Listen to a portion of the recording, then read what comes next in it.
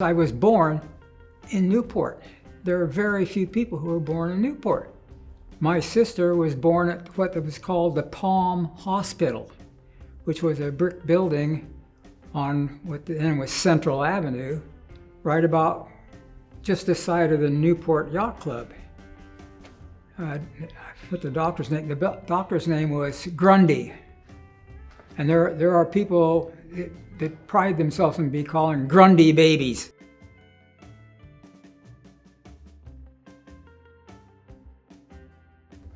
I wanted to be here to tell future generations about the ice business, which was integral to the success of Newport Beach.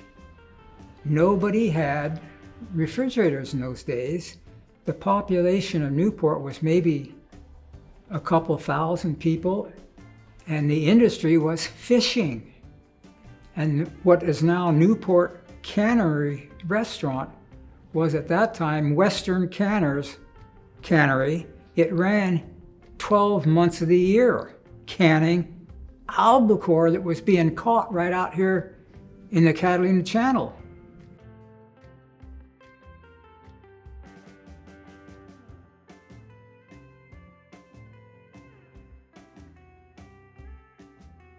And all of a sudden he moves in 1919 to Balboa and buys a home.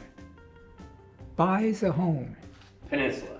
Balboa Peninsula. Balboa Peninsula, 513 West Balboa Boulevard. Well, he's in the first wave of homeowners on the peninsula. I mean, people weren't buying homes till 1913. Well, you can see from that photograph I told you that the area was built up around Bay Island, where Madame Majeska had a home, and on the mainland in that area too. And you can see that the original Newport Grammar School was all by itself at 10th Street. There was no Catholic church or any of that kind of stuff at the time.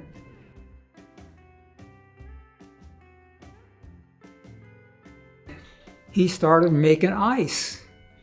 And since nobody in Newport had a refrigerator, everybody had an ice box. And he got these trucks. They were Model T. You had to crank them to get them started. And they'd load them up with ice. And what happened was this ice was being molded in these tubs, these iron tubs that molded a block of ice about 4 feet long and a foot wide and 2 feet deep. And then they put them on the truck, and they had ice picks, and you could make smaller units out of these big blocks of ice. And the ice delivery people would go around to every home in Newport, Balboa Island, Corona del Mar. They even delivered ice to Laguna Beach.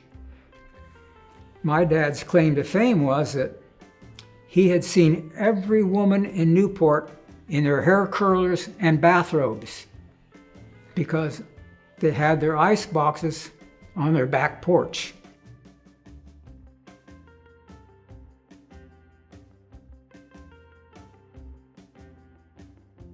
Okay. And you can see that they now have 5 Model T ice trucks out here.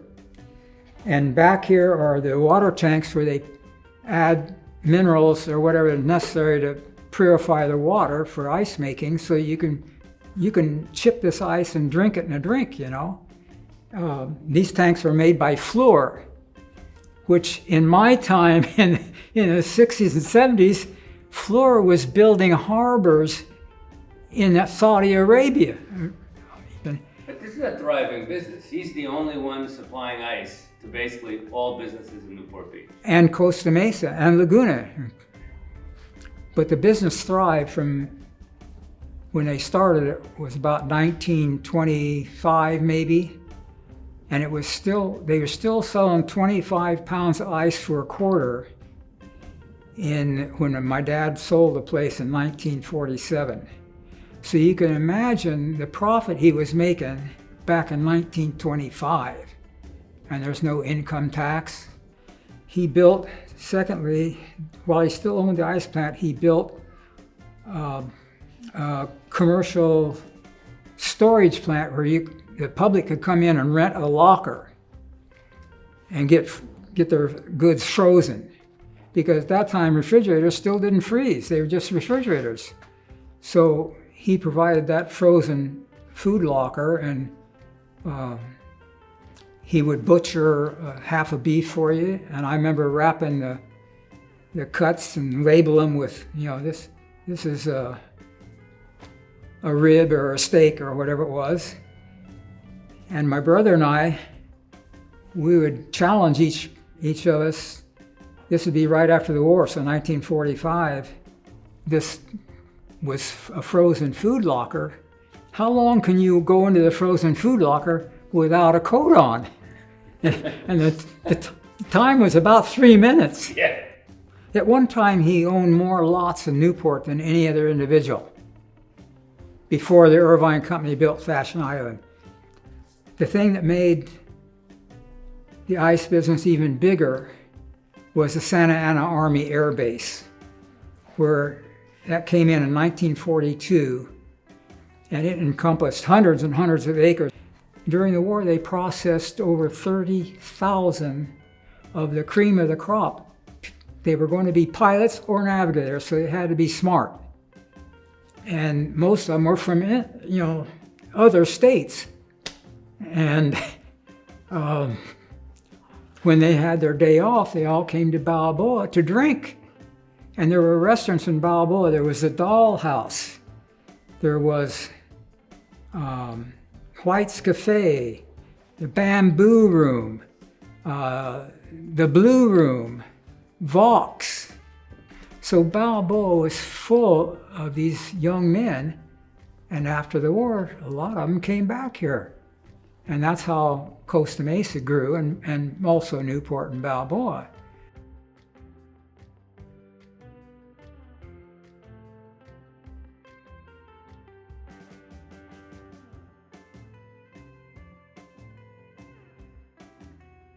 It was an amazing place to grow up. And it's like the psychologist told me when I started complaining after my wife died. He says, "Wait a second, you've had a magical life. I've done so many things. There was an Eddie Martin's airport. I remember my dad, we were delivering ice to Santa Ana, and we stopped at the airport where there were biplanes taking off before the war. Things were exciting.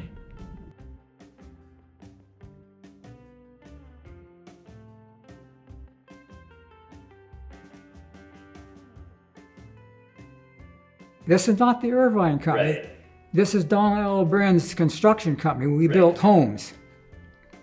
And that day, I increased my salary more than 100% plus an annual bonus. So it was a pretty good gig. And I was there from 72 to 81. And during that time, Donald Brenn acquired the Irvine Company. So I was party to all that. But what occurs to me also is you have such a vivid memory, even going back like about the time when nobody does, when you were born. Why do you think you can recall these things? I don't know, because I have a short-term memory problem. And that's what scared me into getting involved with you folks, because my long-term memory is really, really good.